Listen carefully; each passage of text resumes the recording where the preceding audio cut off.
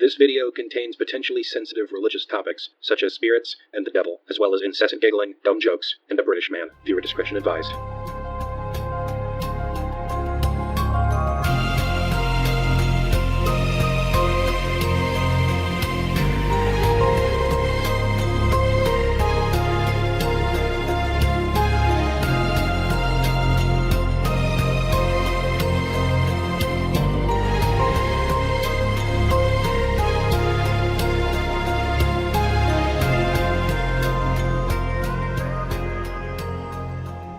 Wayfarers, wanderers, and distinguished scholars, good now, and welcome back to Baconspiracies.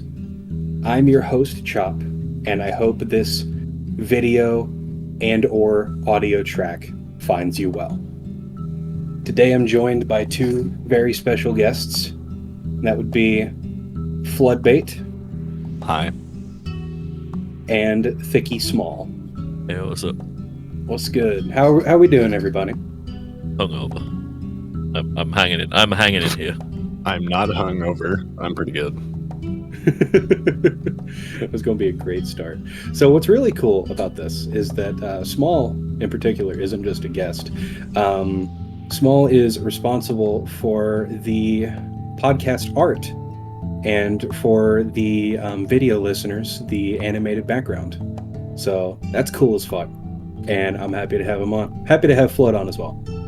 So what I wanted to talk about here today, I have two topics that I believe will interest one or the both of you.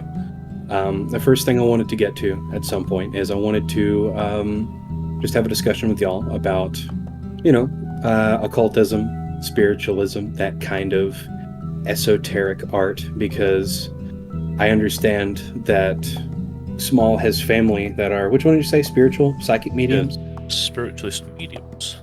My mum's entire side of the family are all spiritualist mediums, so grew up with it. Still, to this day, have experiences with it. It's pretty cool. Wow. Yeah, that's really interesting. I want to get more in depth on that here today. And the other thing I wanted to talk about, because I know, Flood, you and I are both music buffs. We both love our fucking tunes. And I wanted to touch on rock and music in general as a whole, and deals with the devil, and about how numerous bands have either alleged or have had members themselves confirm that they pretty much sold their soul to be successful, because there's more than one. The most popular two are Robert Johnson and Led Zeppelin. But we'll get to that. Very true. So I just wanted to start with spiritualism, and I wanted to give Smol the floor because I'm very interested in what he has to say about his family and their history of spiritual mediums. Yes, it's like I say, it's on my mum's side, and my late nana and my granddad, who, they're the ones who mainly do all that. And they do everything from readings to they did like healing for a while, which I've never understood, but I never looked into that side as much. All I know is that they visited some family friends who, whether it be through pure coincidence or whether it had anything to do with this, they had an accident lawnmower where they were cleaning it, and through like my grandparents visiting them with my mum and my auntie and all that, they did like healing on them, and it seemed to heal quicker than it should. But we're talking like nearly losing a finger. It was like barely on because a lawnmower started while they were cleaning it. That's all I know about the healing side. The actual rest of the spiritualism, it's like there's a lot to discuss with it, so I won't run on too much about it. But it's like they went to a church local to me where they would do like readings for people, and it's kind of weird because I'd never attended them until I was a kid. Mm-hmm. I've only been to one, and I didn't attend the main audience. I was just because I was a kid, I was in the back room, and we'd been told one rule, and it was keep your mouth shut, be quiet, don't make loud noise. Sure enough, we're kids. I'm talking like I was like 6, so I'm in this church, and it's like massive room. I'm like, I'm gonna like start launching shit around here. Like I'm a straight up being a menace right now. And me and my cousins were like building these like giant like off-brand Lego towers, like huge things, and I just punch this shit. Like I'm like this needs to go over. To tackle this bitch to the ground. It's a massive noise, and I just remember my nana just like my auntie was with me, and she looks and she's like, "You've done it now, haven't you?" I went, "What do you mean?" It's Rue. I shit you not to this day, still fucking goosebumps, and it's like ice cold, like immediate. Oh Like, fuck! It is beyond cold. Like you can see your breath. Oh Jesus! And I'm like, nah, heating must have gone off because I'm still doubting it. I'm a kid. I'm like, no, I'm not gonna get spooked. I'm gonna be strong. I'm gonna be a tough boy here. I'm gonna touch a radiator. Shit burned me. Like straight up was untouchable how hot that radiator was. And I was like, I'm stood next to this thing, seeing my breath. And Andy's like, yeah, you've disturbed what's going on through there. And my granddad always said that whenever he did his readings, he had in spiritualism, they have guides. Uh-huh. I can't remember what his is called. Yeah, he has told me the name. But apparently it's it ties into a lot of not conspiracies, what's the word, like beliefs and stuff, because his is a young Native American boy. I can never remember what his name is, and that's my granddad's guide. And my granddad was like, yeah, you knocked over something, didn't you? It's like, oh, how did you know that you were in another room? You're like in another room on another part of a church. Like this is not a small building. How did you know I knocked something over? I was told. It's like, oh. Nah. Got fucking snitched on. Literally, dude's a snitch. That's why he's a guide.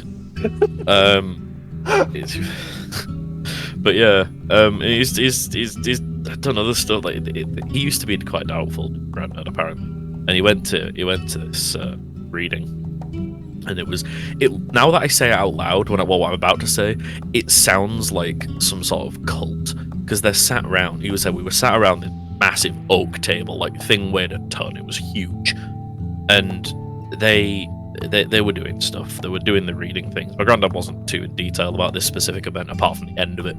And he goes, he was not really believing any of it. So the guy apparently was there, and he was doing his thing. And my granddad was just in it. He said in his head, he just thought, "Nah, this isn't real. None of this, this is fake." And he promises me, hands down, mate.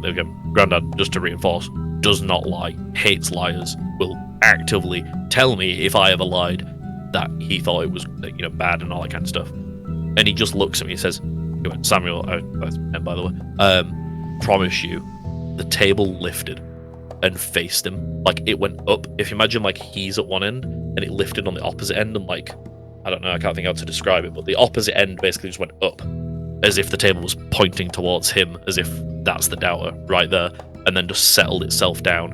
And he said afterwards he tried to move the table on his own, could not touch that thing. And then they all just looked at him and went, "You just doubted that, didn't you?" And he was like, "Yep, never doubted it since." And that was like the... Jesus Christ. Yeah, it's mad. And now I've never dabbled in it myself. I've tried. So I've heard my name a lot. So when I was a kid, I used to be outside and I'd hear someone shouting my name constantly. No one around. Oh, fuck I'm in my that. own back garden. Didn't know the neighbours behind me. The neighbours either side of me never spoke to us. So, but I would hear like, Samuel, and I'm like, who is shouting? And I'm like, "Mum, is that you?" And she's like, "No." Ask my dad, "No." I'm like, "What is going on?" And I've done some stuff with crystals. So we have like, Yeah. my nana taught me it. It's like this pendant she wore. I bought one. It's just like a gold chain with a crystal in the middle, and you'd hold it, pendulum, and you get your hands steady, and you just ask it some questions like yes or no, and it'll move one way for yes, one way for no. And you start it off by, you literally have to calibrate it. Like I felt like Garrus in Mass Effect. I'm like out here, instead of calibrating the guns, I'm calibrating the crystal here. So you'll ask it like questions that you know the answer to. So like, am I a boy? And it'll move one way. And you'll ask it another one. Oh, am I this? Am I that? And it'll move. And then, but yeah, right, I'm cool. I'm ready to ask. Imagine having to calibrate your magic 8-ball before you ask it a question. I'm out here calibrating my penny to make sure it lands on heads. But yeah, I was skeptical as hell of that. So I'm holding this crystal, and I just remember I was like, "Am I a boy?" And it moved one way, and I was like, "Nah, that's a coincidence. Am I a girl?" And moved the other. And I kept asking it questions that I would know without it like, and I was like putting it down to my hand just involuntarily moving. So I deliberately held onto it with my other hand and like locked it and asked it the question. It was stationary and it just fucking moved. And I was like, nah, not doing that. Haven't touched it since. Don't even know where that necklace is. That got banished so far into like my shit collection of things that I have. Don't know where it is to this day. Could have just gone. Who knows? Maybe the guy took it. That's not a good fucking sign. You Yeah, it's fucking like- you ask it. Does my girlfriend like me? And just answers fucking flat no. It just catches fire. But no, that's if you don't know where it is, that is not a good fucking sign, because like I'm not even a spiritual, like I don't have any experience with mediums or anything like that, but I do know that jewelry, especially silver in its purest form, is very, very open to all kinds, like it's a good conductor, not just like for electricity or anything like that, but for energy. That's why it's used a lot in various rituals throughout history. And in inviting that kind of energy into a piece of jewelry and then fucking losing it is never a good sign. It's almost always a recipe for disaster. The dampener on that is that this is like some cheap ass, like nasty jewelry. Like we're talking, when I say gold, I'm meaning it's probably like gold plated plastic. Like fucking, the kind of shit that turns your fucking neck green. Is the kind of Are we shit talking about the shit from like a flea market? Kind of, yeah, our equivalent. Well, it was like just a cheap. I only paid like a tenner for it, and I'm like, if there's a ghost possessing that, it can pop off because it was supposed to be some B tier entity who's just trying his best to escape this crystal. I've locked it in now. B-tier entity. Like, dude's out here just like fucking screaming. He's angry, but he can't do anything because he's trapped in this like AliExpress necklace somewhere in my fucking loft. Episode 3, Baconspiracies tier list. How do you rate your spiritual and physical phenomenon from it will, can, and has killed someone to it won't do shit, mate? Cheap necklace, already possessed it. It's like we're gonna have to make like a. I got the demon from Wish.com. Tiamu demon. It turns up speaking Latin, but it's all from bad Google Translates. It's speaking pig Latin and it thinks it's speaking an actual dead language. Yay, ill way, I day. It's all cool. Thanks for telling me I'll die. What, you understood me? Huh? I will say, on the topic of possessed items, say I've had pretty close personal experience with them too. If that's the kind of with the complete opposite, like we're gonna go from like, if I'm gonna move that other one down, he's no longer a B tier. We're gonna tier list the entities here. That's like a straight up F tier. That dude chilling in that necklace now. But we're now gonna go to the opposite end of the spectrum. We're gonna go S tier here. We're gonna go to my S tier experience. So we're going in both things that ends in this extreme, and it's pretty cool. Pretty cool. So it's not really at the time. It was terrifying, but you know, it's what it is. So my one of my exes, her dad gave me a bunch of these knives that he'd bought like a thing on like eBay, like old things, and one of them was a kukri, you know, like the Gurkha, big curved knife. Oh yeah, the kind of knives that every time they leave their sheath, they have to draw blood. It's tradition. Exactly, that's the one. So I'm holding this thing. This is cool as hell. In fact, I made a aluminium cast of it at school because one of my teachers was really interested in it. I know British school system, we don't, you know, we have knives that we bring in, but it's like you got a license for that. You got a license for that, kooky mate. I'm there with this knife. I'm like, I noticed it gradually. Like, I was getting really snappy with people. My entire basically like everyone knows me as like really chill. I became this intolerable asshole, like unbelievable. Like to just you do not want to be around me. And I was just like, I don't know why it was. For me, I was just like, oh, maybe this is puberty because I was still at school. You know, I was like, yeah, this is it. I guess this is my life now. It is what it is. Don't care. And then I wanted to show my grandparents, so I showed them this other bayonet, and they're like, "Oh yeah, no, this was it's like an 1898 Lee Metford bayonet, so for the Lee Metford and the early Lee Enfield rifles, really cool, all original, walnuts, love it." Anyway, gave them that, and they went, yeah, it was carried but never used. And I was like, sick. Now look at this kukri. My granddad picks up and he's like, I'm getting something, but I don't know what it is. And he hands it to my nana.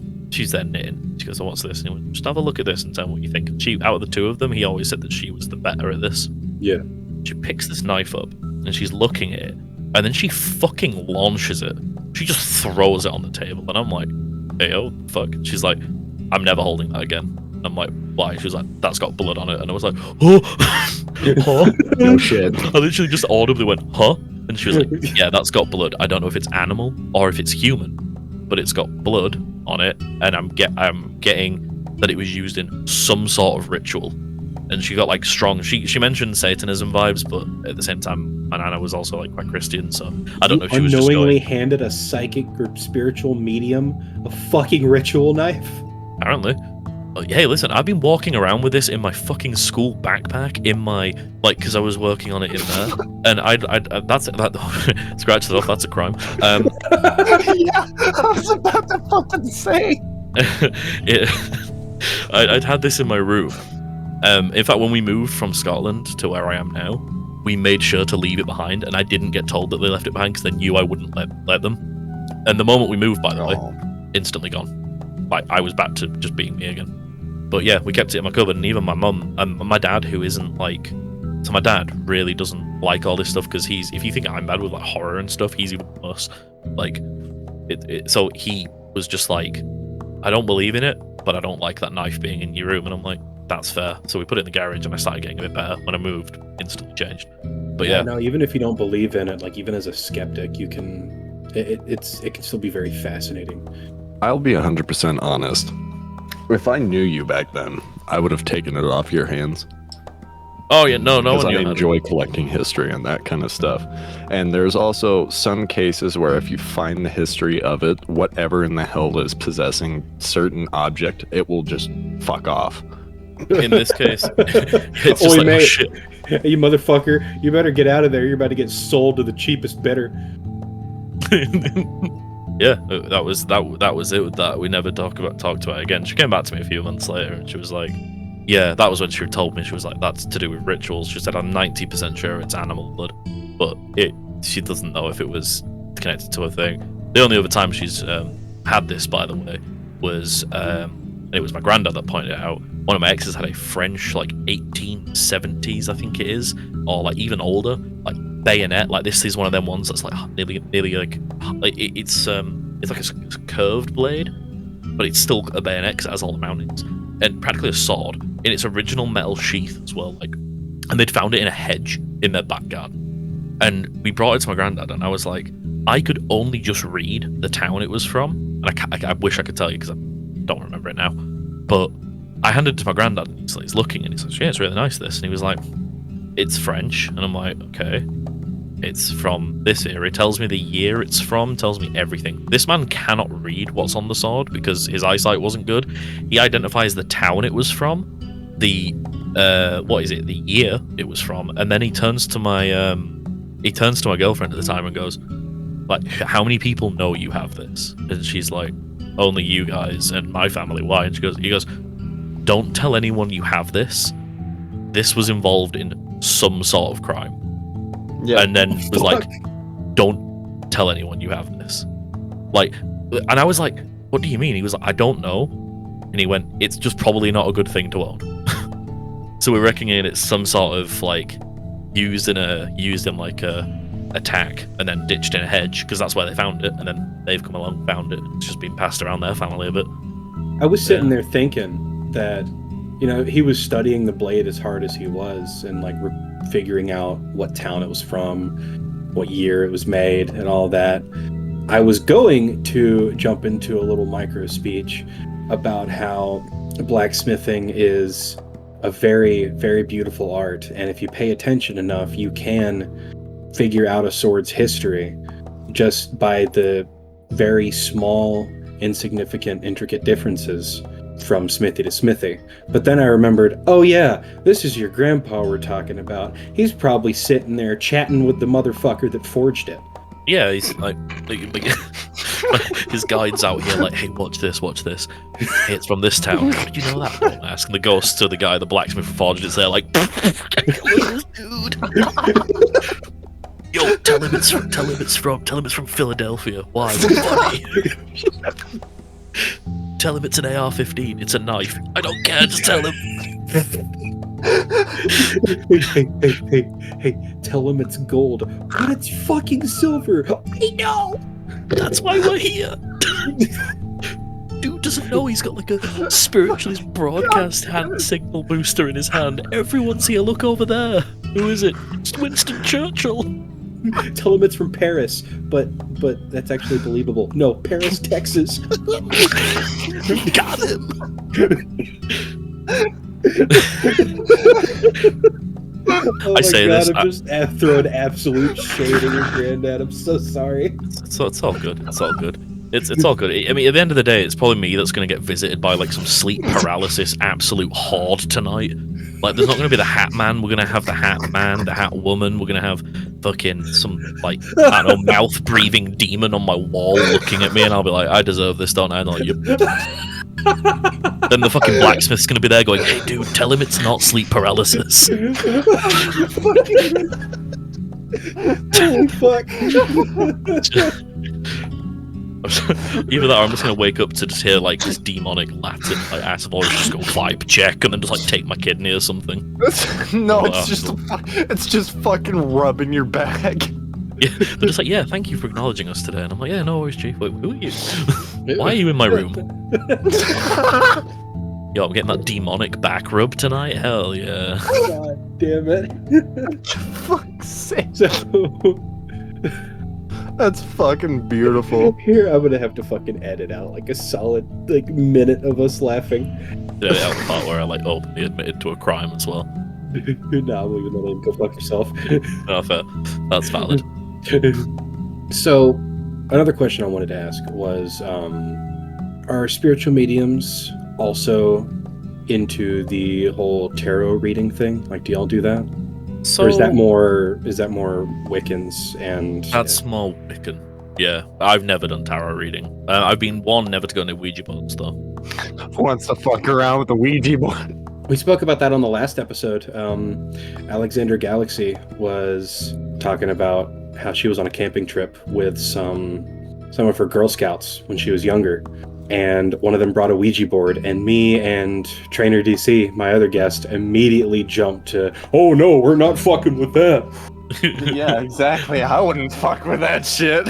Like, dude, I swear, like, the moment if I ever try one of them, the moment that thing moves without me moving it myself, that thing's getting properly, sent away before that thing is being immediately put in, like, a lockbox within a lockbox, wrapped in salt, wrapped in another lockbox, put to the bottom of the ocean, and even then, even if it was, like, Dave from down the road who died, like, a week ago that was contacting me, just wanted to tell his wife hello, that dude's getting passed on. He's going. It's just asking about your car's extended warranty. Just remember, before you do any of that, you interact with the Ouija board at all, you have to say goodbye to it, or else you're still fucked. No matter how many lockboxes and layers of salt and layers of chalk and fucking seals and charms you put on that motherfucker, even if it's in the bottom of the goddamn Challenger Deep, something's coming back up, and it's gonna be pissed. Very true. This is all very informational, very interesting. So while we're on this whole occultism and mysticism train, I wanted to kind of segue into our next topic, rock and deals with the devil. So Flood, I said, you and I are both, I would go as far as to say all three of us are very big music buffs. So I wanted to ask y'all, are you familiar with Led Zeppelin? It's a very obvious question with a very obvious answer. I just wanted to ask. Yeah, I even learned how to play Kashmir, so... Oh, really? Are you aware that Jimmy Page, the lead guitarist, has a very deep-rooted history with occultism from when he was at a very young age? I heard about it. I didn't know whether or not to believe it. A lot of people still don't. It's very wishy-washy topic. Some people believe it, some people don't. A lot of skeptics still think that, oh, they didn't sell their soul. They're just virtuosos and extremely talented and came out at the right time. However, there are a lot of signs that point to more mystical and sinister backgrounds. Yeah, that checks out. You're familiar with the Crossroads myth, right? Very vaguely. It's been a long time. You're referring to like going to a crossroads and like doing a deal. Yeah, Yes, pretty then. much. The Crossroads has a very, very dark history in medieval folklore. Smol, I'm gonna out-Britain you for a second and tell you that there's a tradition of burying criminals and suicide victims at the crossroads. They were buried at these crossroads because it was believed that the many twists and turns would confuse the dead and prevent them from coming back to haunt the locations that they frequented when they were alive. Even in the Congo and Central Africa, it was it represents the rising and setting of the sun, the cycle of life and death, and the center of the crossroads is where communication with the other side takes place, because it's the only place where they exist simultaneously. Because of this depiction of the crossroads being like an otherworldly gateway, it's believed that this is where you go to make deals with the devil. And Robert Johnson made an entire song about it. It's what popularized the theory in modern culture. He wrote the song Crossroads Blues, literally detailing his deal with the devil that enabled him to play whatever tune he desired. Because early in his career, he was a harmonica player, but a terrible guitarist. Everybody ridiculed him because he had no rhythm. He sounded like shit.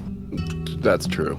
And then he disappeared for a few months and supposedly took his guitar with him. Ended up at the crossroads in Mississippi, made a deal with the devil, handed the devil his guitar, allowed him to tune it. And that was what sealed the deal. And it wasn't just the Crossroads Blues that was detailing his pilgrimage and the consequences of that.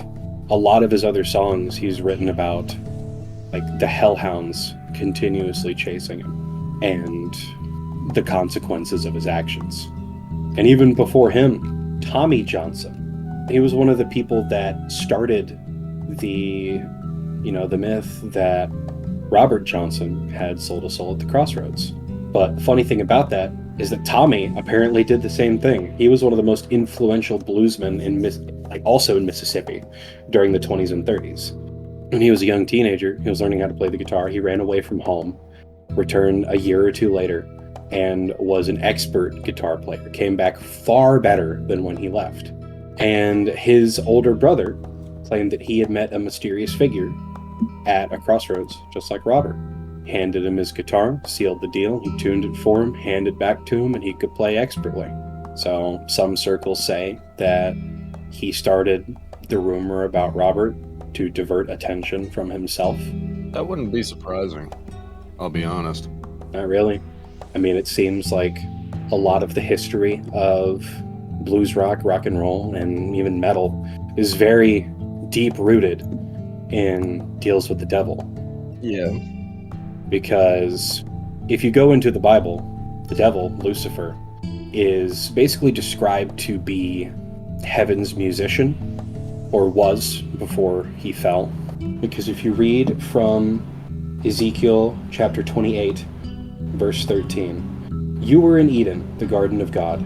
Every precious stone was your covering. The topaz, diamond, beryl, onyx, jasper, sapphire, turquoise, and emerald with gold. The workmanship of your timbrels and pipes was prepared for you on the day that you were created."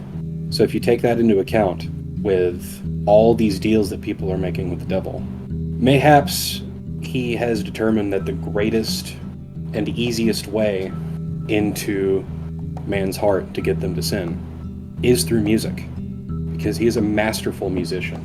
Because this goes back even to the 1700s with Giuseppe Tartini, one of the most influential violinists ever.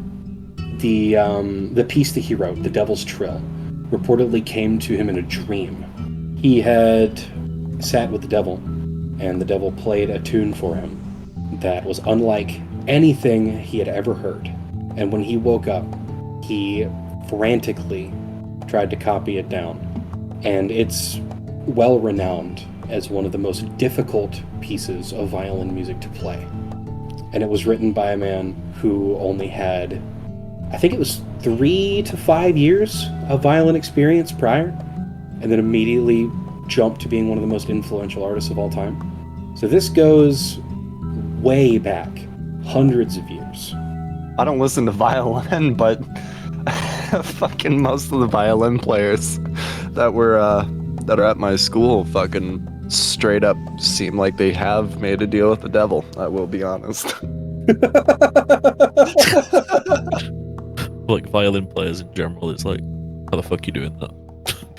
What magic are you doing? I don't What believe manner you. of black magic is this? fucking That's my talking about conspiracy. violins and shit just reminds me of the devil went down to Georgia. Yeah, see? He's so good.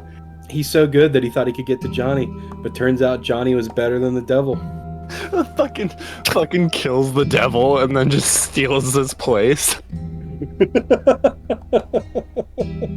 I think my conspiracy theory that I'm gonna start spreading is that like violinists must have done like some sort of deal or an entity on their own, because that instrument is weird. fucking immediately when you buy a violin, you're just fucking possessed. It's more of a like, I'm convinced that like violinists aren't real, and if they walk into a church, they catch fire.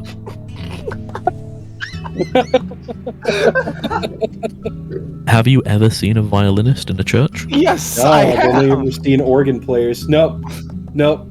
I don't believe you, Flood. Not real. I don't think Flood's real. I don't think Flood's real. That's probably true. But the biggest component that supports the theory of Led Zeppelin collectively selling their souls to the devil is just how much occult shit is associated with their albums as a whole. Led Zeppelin 4, that album has the tarot card art printed on the inside of the sleeve. I think it's the Hermit. Oh, I forgot about that.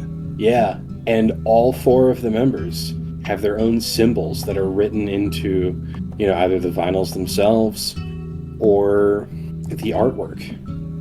They each have their own 4 symbols that either they came up with or Jimmy Page put down for them.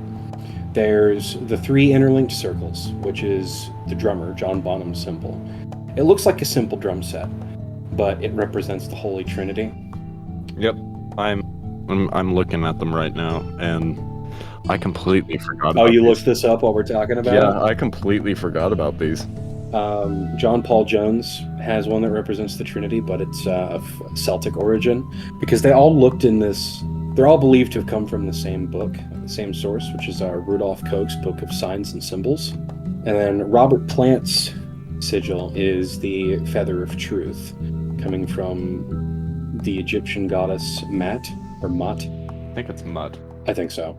And then Jimmy Page's symbol is the one that still to this day nobody has figured out, because it literally reads out Zoso. Yep. And nobody can figure out what that means. There are multiple theories. It looks like the Z goes down into a fucking candle holder, like a candlestick holder. Many people speculate that it has satanic meaning behind it. I think the 16th century book it came from was a scripture detailing how to make deals with the devil.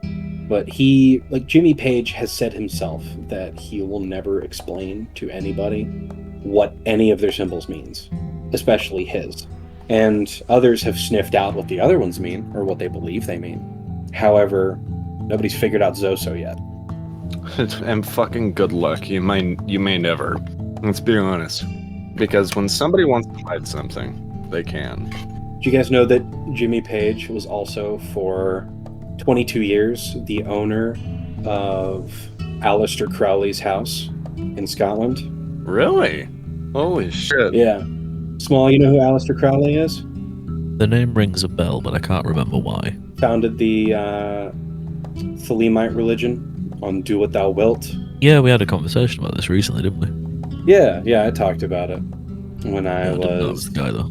I talked about it before I was going to record the first episode, because I touched on it towards the end of that one. He's revered as pretty much the grandfather of the occult, of modern day occult. And this is the second time that I've touched on him here at Baconspiracies. So one of these days I'm going to do a full-blown video on the history of him and the Hermetic Order of the Golden Dawn, which was the cult, basically, that he was a part of. That's the rug that you're stood on in that picture, or sat on in the picture. Yep, spoiler, the rug that I'm sat on in the Baconspiracies official art is the Hermetic Order of the Golden Dawn symbol. But yeah. Damn, I'm kind of jealous. I want to see this. One day. But yeah, Jimmy Hopefully. Page was the owner of Boleskine House in Scotland for 22 years. And after most of Led Zeppelin died, he sold it, saying that all he said was that there were bad vibes coming from it, and he didn't want to fuck with it. Bullshit. Well, yeah, obviously. But shortly after he sold it, the new owners came home to it, burnt the fuck down. They fucking burned it? No, I think he means like someone did. Someone or something. Were the new owners in it, or was it burned down? No, when they weren't? came back to it getting burnt down. Oh, that's fucked. That's the kind of stuff that you know that if there were photos of that place on fire, you'd see things in the flames, like in the images of it. Oh yeah. Bro, don't even start with that shit. I love that stuff so much. I was like, oh yeah, look, this house was burning down, and someone took a photo, and you can see like a person in the fire, and you're like, what the fuck? Excuse me? Fucking, you pull up that picture, all of a sudden through the fire and flames starts playing. See, Flood, what's your favorite band? Rush. I can tell you right now, they have never fucking dealt with the devil. That you know of. Very true. I know that Free Will was a, for lack of a better term, an atheist anthem. Yeah, Pretty much denouncing religion as a whole. fucking exactly. Maybe that was a cover. Fucking goddamn it. Now I need to fucking look at this. You never know. So all the song names, the first letter of each song name, when you put it together, spells the sentence. Don't get into us. Fucking goddamn it. The first letter of every song title on that album spells out a hidden message. Go fuck yourself. These nuts.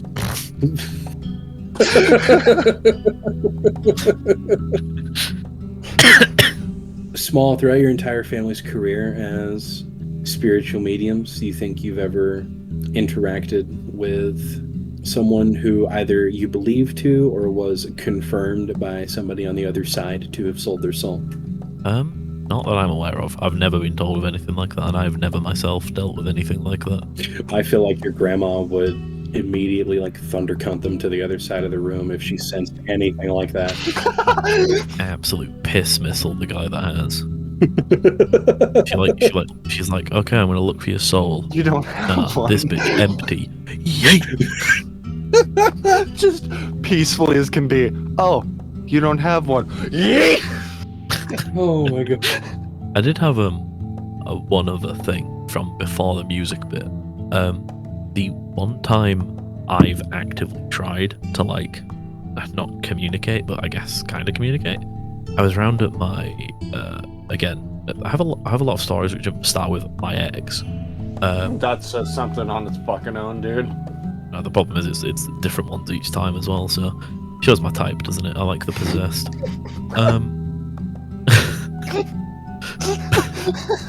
Yeah, what? Damn it. What's wrong with that? If you like the possessed, then it's like a 2-for-1 deal.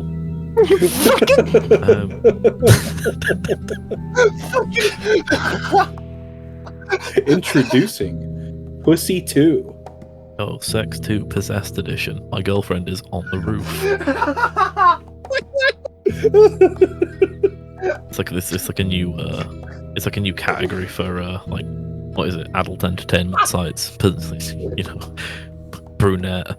This, the other, possessed. Me on top of the fridge trying to squirt holy water into my possessed GF's open mouth like it's some kind of carnival game. Super soaker full of fucking holy water.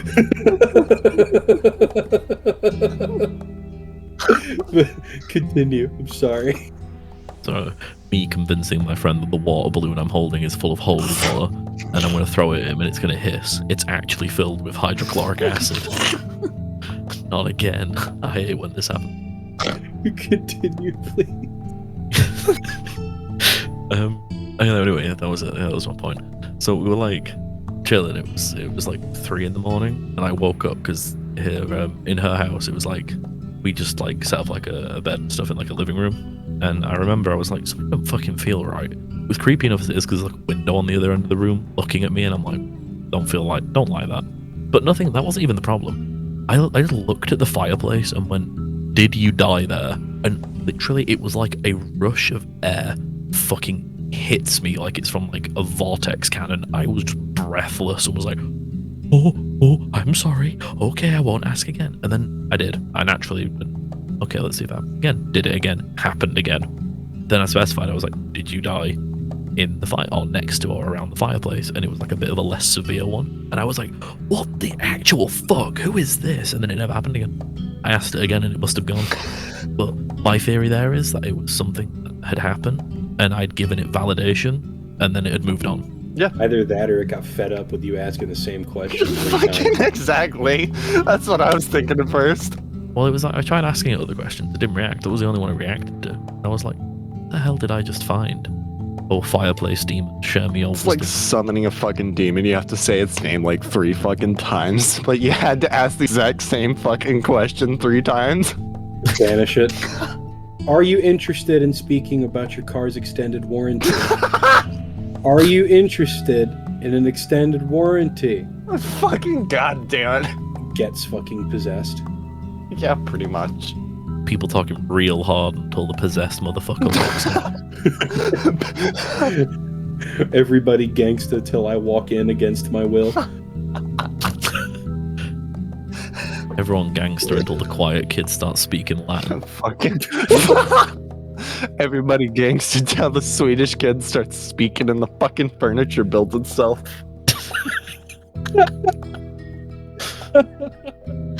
So me reading IKEA products off accidentally summons a fucking Viking deity. Fucking, but the deity's wearing like a fucking polo shirt and shit, has a tool fucking belt, and walks over and just starts building that shit. We invite any being from beyond the grave here. Come, show yourself. Possess this jungle skog. Hey, careful, don't say that, there's one behind me. Uh-oh. Uh-oh. Hey, let's not do that. Jungle skog in my corner, don't do that. No, it's like what happens is with IKEA, it's actually a thing. You've got to say all the products, and then what happens is that one screw that you're missing comes back. And then you look away and it's fucking gone again. Yeah, you blink and it's gone again. Even if you're fucking holding it, it just disappears. I will say, in the silence though, you can really hear the. It's weird. So I'm convinced a firefighter used to live in this house, because there's random smells of smoke, and I wish that was part of the meme, but it's not. And everything. But occasionally, when it's really quiet at night, you just hear this like. It's really weird. Fucking damn it! It's a sign. May God have mercy on your wretched soul.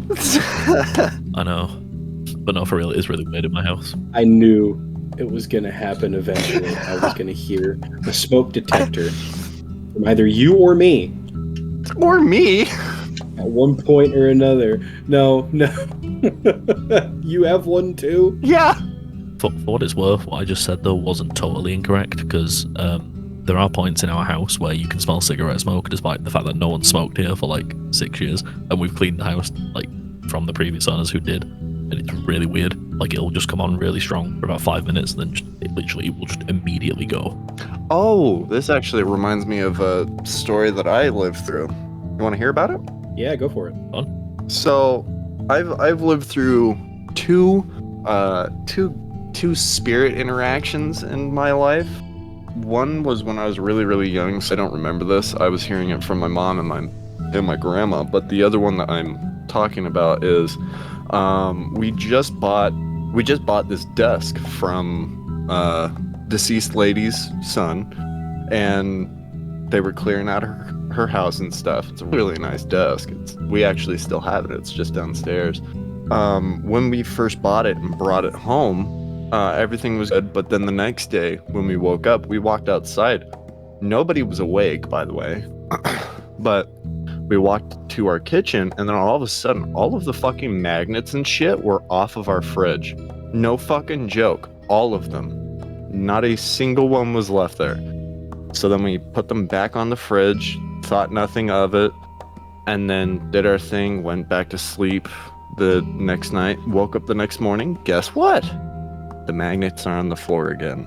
Did they spell out a message like the Paranormal Activity movies, like look behind you or Among Us or something like that? Fucking Among Us. No. But this happened for like, I think 5 days before we realized, oh shit, there might actually be a spirit that's possessing the new desk that we just got. So we might want to actually talk to it and tell it that their item is safe. We're not going to do any harm to it.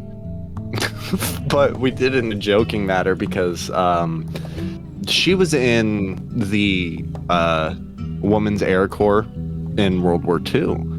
So she had one hell of a sense of humor from what we understood from her son. So here we were like, all right, well, we just want you to know that your desk, it will be fine. We're not going to cause it any damage. It's safe. And then just kind of give it a little bit of military spirit, because my entire family's in the military. We also went, but I swear, I will summon your drill instructor to yell at you for doing this. And then just went back to sleep. Next morning, nothing happened. She was gone. It was really, really interesting because this is one that I recall. I remember waking up and seeing the magnets on the floor, because the first time it happened, my mom told me, and it was like, yeah, sure that happened, Mom. And then I watched it the next night. It was weird. I'm still caught up in the fact that you threatened a spiritual being with a drill instructor who's probably also dead. Oh yeah, no, he's fucking very dead. And all interactions with the physical world ceased. That kind of gives me a little bit of fear for the afterlife. Fucking knowing that you can get made to run until you throw up and then keep going after you die. Fucking or threatening that shit. Drop it, give me 20, but I don't have arms. No excuses. You will do this obstacle course, and no, you will not run through the walls. You will run over them. I am incorporeal, sir. I cannot touch the floor. Well, pretend you can touch the floor. I'll bring you back, kill you again, then bring you back and kill you again. God dang it. You said you had another one, Flood. What's the other one? Oh, yeah. Okay, so this one was when I was a fucking young little thing. So I was still in the crib. It was actually in the current house that we're living in, too. What happened was my grandma, she had a twin sister. Her name was Linda. Linda was a sweet woman, absolute charm, and everybody loved her. I sadly didn't get to meet her. I really wish I did, because she, from what I understand, she was an absolute saint. But she had this crib for her son. Really, really nice. He's fuck. I still talk to him. He's really cool. I quite like him. But anyway, my dad was off at work, so my mom and my grandma were folding laundry. My grandma came over, brought this crib over that belonged to Linda. So they were folding laundry, and they heard me crying. They looked back when I stopped crying, and all of a sudden, it's just swinging. It's just rocking me, and I went quiet. And then when it stopped, I started crying again, and then it started. My grandma is the one who pipes up and just says, "Hi, Linda," and then goes back to folding laundry. And when I was crying, just started to swing. And this thing, it has no electronics on it or anything. This thing is made out of wood. So there's no way. There was no crosswind. There was nothing. I am literally where I'm sat at right now. I'm about 5 feet away from where it happened. I wish I got pushed on the swing by dead relatives. That'd be awesome. Damn, that's one of the sentences of all time, isn't it? Let me interject with one of my own, because I have one from when I was really young. And this is funny because this is as I've stated, this is episode 2, and this is the second time in a row where I've had a guest give some personal experiences completely unprompted. So I might make it a prompt. I might get personal experiences towards the end from here on out here at Baconspiracies. It'll be fun. It'll be a great time. But yeah, let me share mine. It was also from when I was really young. I think I was like 3 or 4. I just became a conscious little shit in the middle of running around eating dirt. My brain just decided to go, why do I exist? And then the rest was history. So I was watching Tom and Jerry VHS on super low volume. Like I wasn't even supposed to be awake, but little me had figured out how to be sneaky early on. But I just saw this shadow on my wall. I look over at it, and it's like, it was an animal. It was vaguely animal shaped. And we had cats, so it didn't bother me as much. So I ignored it, kept watching my show. Saw movement out the corner of my eye, looked again. It was a man this time. Got super scared because I was too short to see out of the windows on the door at the time. My 4-year-old brain thought the best course of action was to just act like I wasn't on the couch and continue watching my show, even though you could very clearly see the TV from the door. So if it was a real person, they would absolutely know that somebody was on that couch. This was like the old CRT TVs that left the fucking air around it static, so like nobody would leave that shit on because you could feel it. Oh god. So I tried my best to ignore it. I see movement funny. again. I look a third time, and it all of a sudden has a hat, a wide-brimmed hat, and an axe. Oh, Jesus Christ. I fucking book it to my bedroom as fast as my little feet can carry me. And I had one of those like little kid tents that was like wrapped up and spring-loaded in such a way that as soon as you took it out of its bag, it was already trying to set itself up. It was like a little one-person kid tent. I zipped myself up in that with my chocolate milk and slept in that for the night, thinking to myself, nobody's gonna find me in here. Looking back on it, I probably should have gone to wake my mom up if I thought that was a dude with an axe, but nothing else ever came up of it. I never heard any noises from it. I never saw anything casting said shadow. It was just there on the wall. It fucking turns out that it was just your fucking neighbor. You just murdered his fucking wife. Yeah, no, we didn't have a whole lot of neighbors. It was rural southern U.S. God, that's fucking horrible. Like, we had lots of acres of woods behind our house. Like, we did technically have neighbors. Like, I had neighborhood kids that I would play with, but it was like they were on the other side of a fence. Like, it was another section of the city that you had to take a completely different route to get to. You met the infamous Hat Man's sinister friend. I was about to say something about the Hat Man. What do you mean, the sinister friend? I don't think it's the official one. I think it's like his mate. The one that nobody wants to talk about? the one that actually committed murder. No, we don't talk about him. Oh my god. Well, I think we're just about out of time here at Baconspiracies. This one's been a ride. We covered a lot, had some good times. I learned a lot of things that I didn't know about spiritualism and mysticism and that kind of thing. Yeah, I mean, I didn't know anything about the about the metal stuff and everything. That was quite fun to listen to. I was going to quickly interject with the single most British encounter I've ever had, and it will take 2 seconds if that's okay. Yeah, go for it. Staying in an old converted barn when we moved up to Scotland for the first time while we looked for a house. Me and my mum sat in the living room. No one in the house. Kettle turns itself on.